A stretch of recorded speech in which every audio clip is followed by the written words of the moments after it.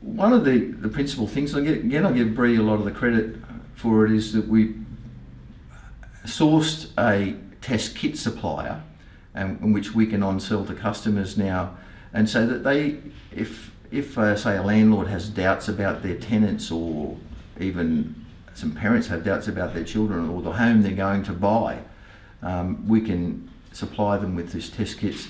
They can do their own sampling fairly cheaply. If it comes up positive, well, we talk to them about what can be done thereafter. Have you noticed an increase in awareness as far as the testing procedures for meth here on the Gold Coast? Yes, we've definitely noticed now that people are becoming more and more aware that it is an issue that needs to be addressed. A lot of the media promotion always goes on about it being a meth lab was discovered here, or somebody was cooking there and it's created a huge mess. But what we're finding, the majority of the cases, is it's nothing to do with the lab.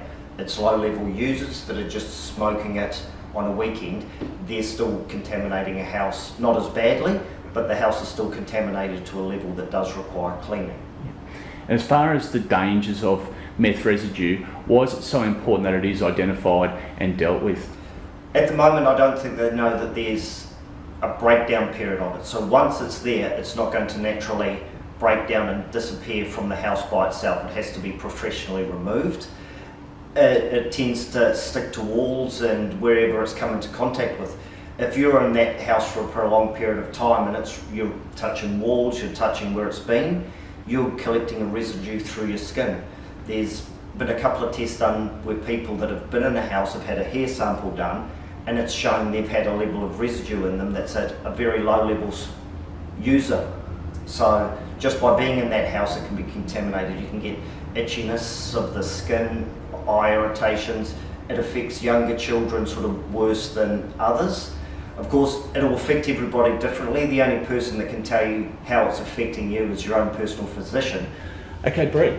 So can you just briefly explain the type of testing, meth testing, that's conducted by PHJ? Yeah, we've got a couple of different ways of testing. There's an instant indicative test that just gives you a negative or positive result. If you do happen to get a positive result, then we do recommend a more detailed testing that does go to a laboratory, and then that tests the levels of meth or any other contaminants in the house. So Bree, as far as the costs are concerned, what does the basic cost for a test start at? Our tests begin at about $300. Then after that, if you do happen to get a positive reading, then I would recommend contact a qualified remediation specialist like PHJ services to undertake the remediation process. And the remediation process, what's that designed to do? So it is a full decontamination process, which includes at the end a clearance testing, deeming that property safe again to be inhabited. If someone's got concerns as far as a peace of mind, why would you recommend, say, a landlord or a new homeowner get a test undertaken? So I would recommend a landlord undertake meth testing after every end of lease, as well as any lease renewal, to have a clean slate per se, so you know that property is safe for any families that are going to come in, especially with children or immune compromised people. You definitely have that assurance that it's a safe property to live in.